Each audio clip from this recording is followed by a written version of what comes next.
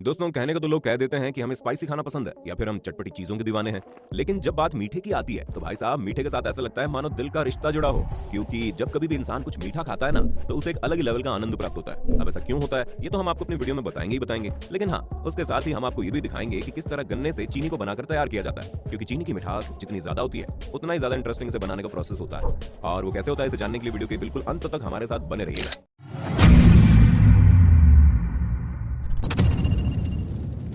दोस्तों अब इस दुनिया में शायद ही कोई ऐसा शख्स होगा जिसे मीठा ना पसंद हो, क्योंकि थोड़ा बहुत ही सही लेकिन हम सभी मीठे के दीवाने हैं, जिसे खाने के बाद ऐसे लगता है हाँ अब पेट में कुछ गया है। वैसे हम आपको बता दें मीठे की इस दीवानगी का असर अभी का नहीं है, बल्कि पिछले 2000 सालों से लोग मीठा खाना पसंद कर रहे हैं। जिसकी सबसे बड़ी वजह यह है कि जैसे ही आप कोई मीठी चीज खाते हैं तो आपके दिमाग को खुश रहने वाले हार्मोन जिनका नाम डोपामिन है उसे सक्रिय कर देता है। असल में दोस्तों डोपामिन एक ऐसा हार्मोन है जो आपके सेटिस्फेक्शन को प्रदान करता है। वैसे जो लोग नशा करते हैं उनके दिमाग में भी डोपामिन क्रिएट होता है। इसी वजह से तो नशा करने के बाद इंसान को थोड़े पल के लिए ही सही लेकिन सुकून मिलता है। हाँ वो बात अलग है जब इंसान किसी चीज का आदी हो जाता है तो उसके दिमाग में ज्यादा डोपामिन क्रिएट होता है जो उसे ज्यादा सेटिस्फेक्शन देता है। भाई नेचुरल तरीके से डोपामिन क्रिएट करने के लिए आप फल सब्जियों का सेवन कर सकते हैं। हालांकि डोपामिन यानी कि खुश रहने वाले इस हार्मोन को दिमाग में बनाने के लिए चीनी का सेवन भी काफी अच्छा है। वैसे डोपामिन का आपकी बॉडी और आपकी एनर्जी वगैरह में बहुत बड़ा रोल होता है। बाकी अगर आपको डोपामिन के बारे में अच्छे से जानना है तो हमें कमेंट करके बताइएगा। मैं यानी आपका होस्ट हो दोस्त आपके लिए उस पर भी वीडियो ले आऊंगा।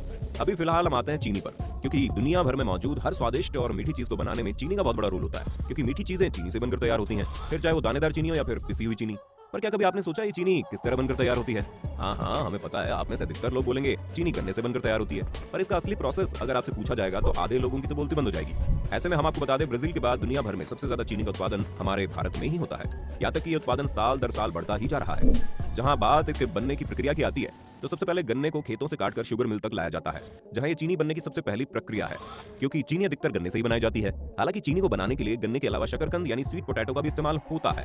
हालांकि स्वीट पोटैटो का इस्तेमाल बहुत ही कम जगह पर होता है, क्योंकि भारी मात्रा में अगर चीनी बनानी होती है तो गन्ने का इस्तेमाल लिया जाता है, जो न सिर्फ सस्ता पड़ जाता है बल्कि किफायती भी होता है। इसी वजह से जब सबसे पहले गन्ने को खेतों से निकालकर शुगर मिल तक लाया जाता है तो उनके छोटे छोटे टुकड़े किए जाते हैं, जहां इन टुकड़ों के लिए इन्हें चॉपर नामक मशीन में डाला जाता है, जहां इस मशीन के अंदर गन्ने के बराबर साइज में छोटा किया जाता है। और ऐसा करने की सबसे बड़ी वजह यह है कि जब गन्नों का साइज छोटा होता है तो इन्हें बहुत अच्छी तरह से निचोड़कर इनका रस निकाला जा सकता है। दोस्तों गन्नों को छोटे छोटे साइज में करने के बाद इन्हें धोया जाता है, और जब गन्ने पूरी तरह से साफ हो जाते हैं तो इन्हें निचोड़ने के लिए क्रशर में डाल दिया जाता है, ताकि गन्ने का रस और छिलका पूरी तरह से अलग अलग हो जाए। हम आपको बता दें शुगर इंडस्ट्री में रस निकालने के लिए अलग हुए छिलकों को बगास कहते हैं। हालांकि हिंदी में से खोई नाम से भी जाना जाता है, और इसी खोई को बाद में ईंधन के तौर पर इस्तेमाल किया जाता है। और आप भले विश्वास न करें लेकिन ये इतने ज्यादा पावरफुल ईंधन है कि शुगर इंडस्ट्री की तमाम जरूरतों को इससे मिलने वाली एनर्जी के जरिए पूरा कर लिया जाता है। गन्ने के छिलके और उसके रस को अलग करने के लिए जो मशीनें इस्तेमाल होती हैं उसे मिल हाउस कहते हैं। दोस्तों मिल हाउस से हासिल होने वाले गन्ने के रस को छानकर प्रोसेस हाउस में भेज दिया जाता है, और उसी प्रोसेस हाउस में गन्ने के रस से चीनी के दाने तैयार किए जाते हैं। जहां इसका सबसे पहला प्रोसेस होता है कि गन्ने के रस को 75 डिग्री पर गर्म किया जाता है, और फिर इसमें मिल्क ऑफ लाइम मिलाया जाता है,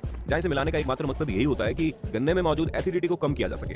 क्योंकि हल्की फुल्की सही लेकिन गन्ने के अंदर एसिड की मात्रा होती है, लेकिन इस अम्ल को मिलाने के बाद वो कम हो जाती है, या फिर ये कह लीजिए कि पूरी तरह खत्म हो जाती है। और ऐसा होने के बाद उसे 104 डिग्री में गर्म करके क्लैरिफायर में डाला जाता है, और इसी प्रोसेस के दौरान गन्ने के रस में तरह तरह के फूड ग्रेड केमिकल इसके अंदर डाले जाते हैं, ताकि गन्ने के रस में मौजूद तरह तरह की इंप्योरिटीज वगैरह नीचे बैठ जाए। और यही कारण है कि इस मशीन के अंदर साफ रस ऊपर की सतह की तरफ आता हुआ दिखाई देता है। दोस्तों अब साफ रस ऊपर आ चुका होता है तो इसे इवेपोरेटर की मदद से भाप में उबाला जाता है, ताकि रस में मौजूद पानी भाप बनकर अलग हो जाए। और जब पानी अलग हो जाता है तो जाहिर सी बात है रस गाढ़ा होकर शीरा बन जाता है, और फिर इसी गाढ़े शीरे को भाप के जरिए गर्म करके चीनी के दाने यानी रॉ शुगर क्रिस्टल तैयार किए जाते हैं। दोस्तों जब ये रॉ शुगर क्रिस्टल तैयार हो जाते हैं तो इनका कुछ हिस्सा रख लिया जाता है, क्योंकि इसे मिश्री बनाने वाले लोग खरीद लेते हैं। और ऐसा इसलिए क्योंकि इस तरह की चीनी केमिकल से भरी रहती है, जिस वजह से मिश्री बनाने के लिए एक बड़ी सी कढ़ाई में रॉ शुगर क्रिस्टल्स को पानी और थोड़ा सा दूध डालकर अच्छे से उबाला जाता है। और जब कई घंटों तक इसे लगातार उबाला जाता है तो ये लेसदार हो जाती है। ऐसे में पहले से तैयार दूसरे बर्तन जिनके ऊपर धागे लगाए जाते हैं उसमें डाल दिया जाता है, और फिर 8 दिन तक इन्हें पूरी तरह से ढककर रखा जाता है, ताकि इसे किसी भी तरह की हवा ना लगे। जब 8 दिनों बाद इसे खोला जाता है तो ये रॉ शुगर क्रिस्टल्स मिश्री बनकर तैयार हो जाते हैं, जो होती तो चीनी की तरह है लेकिन उसका स्वाद थोड़ा अलग होता है। यहाँ तक इसके साइज में भी आपको अंतर देखने को मिल जाएगा।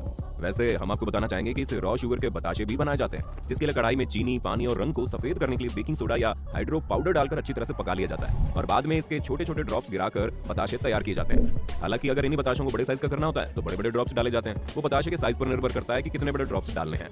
दोस्तों आप लोगों ने रॉ शुगर से बनने वाली बाकी चीजों को तो देख लिया, अब बात करते हैं असल मायने में खाने वाली चीनी आखिर इसे किस तरह बनकर तैयार होती है। दोस्तों छोटी छोटी चीनी बनाने के लिए इन रॉ शुगर को शीरे से अलग करने के लिए खास तरह की छलनी से गुजारा जाता है, जहां पर देसी चीनी और शीरे को अलग कर दिया जाता है। दोस्तों अलग किए गए शीरे को मोलासेस कहते हैं, जहां इसे कई तरह के प्रोसेस से गुजार कर कई अलग अलग ग्रेड की चीनी बनाई जाती है, और आखिर में जो मोलासेस बचता है उसे फाइनल मोलासेस कहते हैं, जो शुगर इंडस्ट्री के लिए बाई प्रोडक्ट होता है। जबकि हासिल होने वाली देसी चीनी को गर्म पानी में डालकर दोबारा से मेल्ट किया जाता है, और दोस्तों फिर इन्हें लीकर में डाला जाता है, जिसके अंदर कई तरह के फूड ग्रेड केमिकल्स डाले जाते हैं ताकि चीनी का कलर सफेद हो जाए।